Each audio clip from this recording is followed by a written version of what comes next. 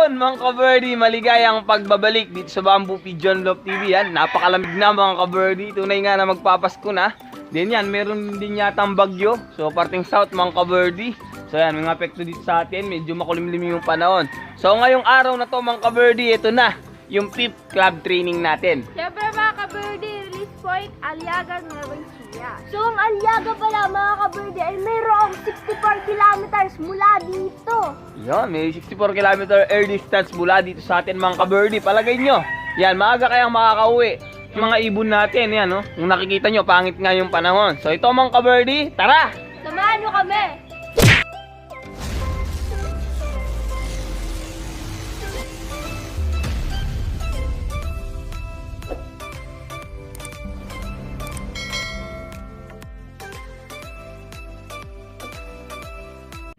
So yun mga ka-birdie, ito na naman pala ang weather forecast for today. Kung nakikita nyo mga ka-birdie, medyo masama at makulimlim yung panahon. Sa pagkakaalam ko mga ka-birdie, may bagyo na paparating sa Davao. So hindi naman abot yung bagyo dito mga ka-birdie. So malamang sisikat pa si Haring Araw dyan. So, sino kaya mauna sa mga kalapati natin? So tara, samahan nyo kami.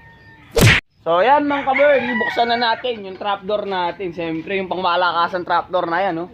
So yun, mala ex makina. So pindutin na natin. Ayun. So yan, patawa-tawa pa. Si Lupgor Kutak. Kasama. Yan, si Lupgor Bunak na nakasakay nga sa kolong-kolong. So yan mga ka-birdie.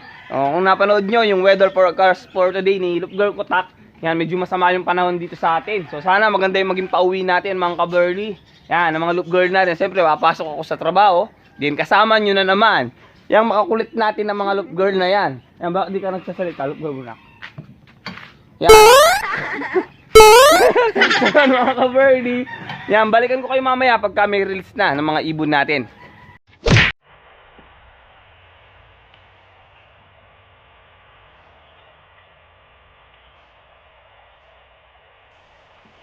At po natin mag-reply.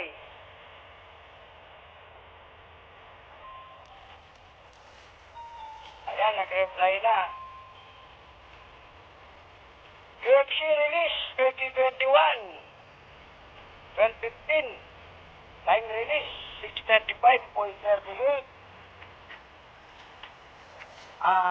go yeah, kita mo lang yan kita mo bilis huwag pa nga ganyan lang huwag pa nga ganyan lang okay bilis mo kalati lang ha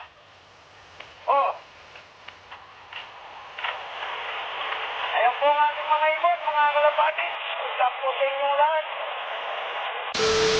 So yun mga ka-birdie, pinakawalan na pala yung mga kalapati natin ng 6:35. So abang-abang na tayo mga ka-birdie. So yun mga ka-birdie, nag-forecast na pala yung club. So ang 1/4 speed pala natin ay 7:22 mga ka-birdie. So yun.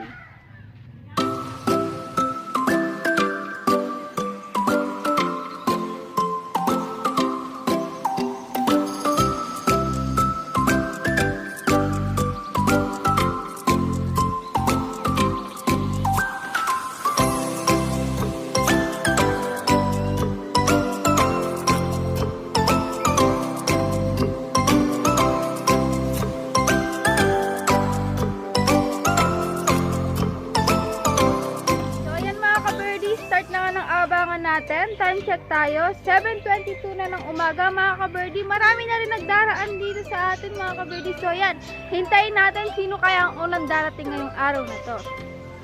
So yan mga ka-birdie, yan. Ang hirap talaga pindutin ang cellphone na to. Dumating na yung unang dropper natin, yan si Cookie. So oras na, 7:30 mga ka-birdie. So ayan, papasukin na natin siya mga ka-birdie.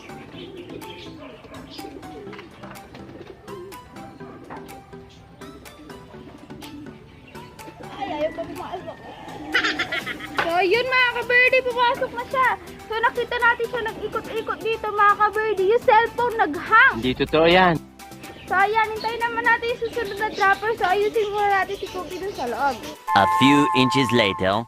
Yan mga ka-birdie, dumating yung pangalawang ibon natin. Yung si Burnock. So i-take over na ni Kutak syempre. So yun mga ka-birdie, nandito na pala si Burnock kung nakikita nyo.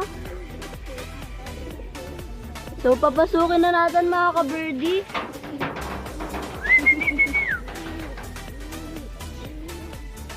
So, ayan mga ka-birdie, nandito na si Bernac. So, ayan mga ka-birdie, lumipad na siya dito. Yan, papasukin lang muna natin mga ka-birdie. So, ayan mga ka-birdie, ang hirap pumasok oh. So, ayun mga ka-birdie, pumasok na siya. So, check naman natin yung kalagayan nila bago tayo mag-outro. So, ayan mga ka-birdie, nandito na tayo sa loob ng lab. So, ayan yung mga ibon natin. Andito nga pala si Bornak. So, ayan si Bornak and then dito si Cookie. So, check natin yung kalagayan niya. Unahin muna natin si Cookie, syempre. So, ayan. Dahil ito yung unang dumating mga ka-birdie. 1-2 plus yung speed neto. So, ayan, check natin. Sa pakpak, okay naman. Yan. Kabila, okay din. So, ayan mga ka-birdie, kung nakikita nyo, hindi siya lusaw. Wala siyang one eye cold, sipon, o kung ano man mga ka-birdie. Yan. Nakauwi pa rin ng maaga. 1-2 plus ang speed ni Cookie. So, sunod naman natin to si Bornak mga ka-birdie. Laging late umuwi. Ano kayang ginagawa? So, ayan. Check natin yung pakpak niya.